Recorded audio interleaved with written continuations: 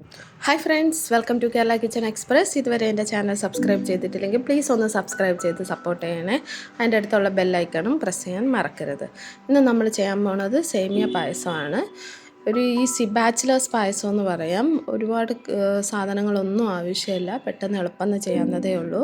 അതിനുവേണ്ടി കുറച്ച് cashew nut എടുത്ത് വെച്ചിട്ടുണ്ട്.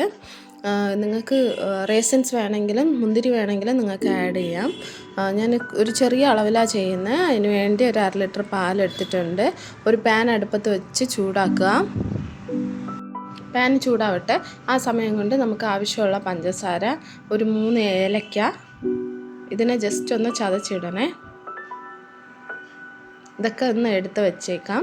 പാൻ ചൂടായിട്ടുണ്ട്. ഇതിലേക്ക് ഒരു 2 ടേബിൾ സ്പൂൺ നെയ്യ് ഒഴിക്കാം.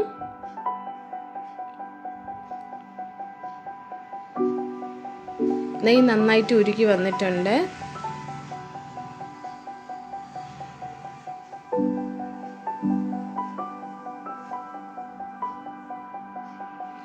അതിലേക്ക് ഞാനിപ്പോൾ കാഷ്യൂ നട്ട് ഇട്ട് കൊടുക്കുകയാണ്.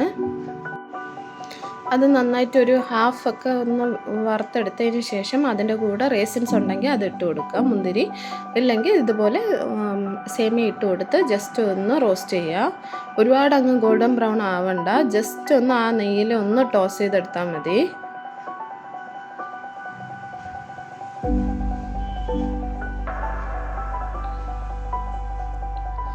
ഇതാണ് അതിൻ്റെ പരുവം. ഈ സമയം നമുക്ക് നമ്മൾ എടുത്തു വെച്ചിട്ടുള്ള പഞ്ചസാരയും കൂടെ ആഡ് ചെയ്ത് കൊടുക്കാം. ഒരു 1/4 കപ്പ് പഞ്ചസാരയെ എടുക്കുന്നുള്ളൂ, ഒരുപാട് മധുരം വേണ്ട. ഈ പഞ്ചസാര ഇട്ടിട്ട് അതും കൂടെ ഒന്ന് റോസ്റ്റ് ചെയ്ത് കൊടുക്കുക.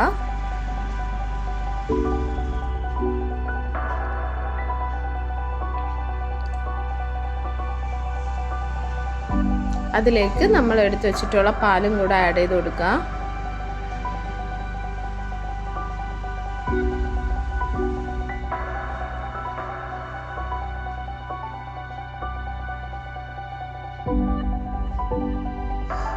ഈ 3 ഏലക്ക ഞാൻ ഇതുപോലെ ചതച്ചിട്ട് അതിൻ്റെ കൂടെ ആഡ് ചെയ്തിട്ടുണ്ട്. നമ്മളൊന്ന് നന്നായിട്ടൊന്ന് ഇളക്കി കൊടുക്കുക. ഇതൊരു 1 പോട്ട് പായസമാണ്. ഇത് ഒരുപാട് സാധനങ്ങളൊന്നും ആവശ്യമില്ല, പെട്ടെന്ന് തന്നെ ചെയ്യാൻ പറ്റുന്നതാണ്. അങ്ങനെ നമ്മുടെ പായസം അടിപൊളിയായിട്ട് റെഡി ആയിട്ടുണ്ട്. ഉറപ്പായിട്ട് നിങ്ങൾ ട്രൈ ചെയ്യുക. ട്രൈ ചെയ്തിട്ട് എങ്ങനെ ഉണ്ടെന്ന് ഫീഡ്ബാക്കൊക്കെ അറിയിക്കുക.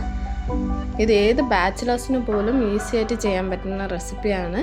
ഈ വീഡിയോ ഇഷ്ടമായിട്ടുണ്ടെങ്കിൽ സബ്സ്ക്രൈബ് ചെയ്യുക, ലൈക്ക് ചെയ്യുക, ഷെയർ ചെയ്യുക. നമുക്ക് അടിപൊളി റെസിപ്പിയുമായിട്ട് മറ്റൊരു വീഡിയോയിൽ കാണാം. Thank you. Bye bye.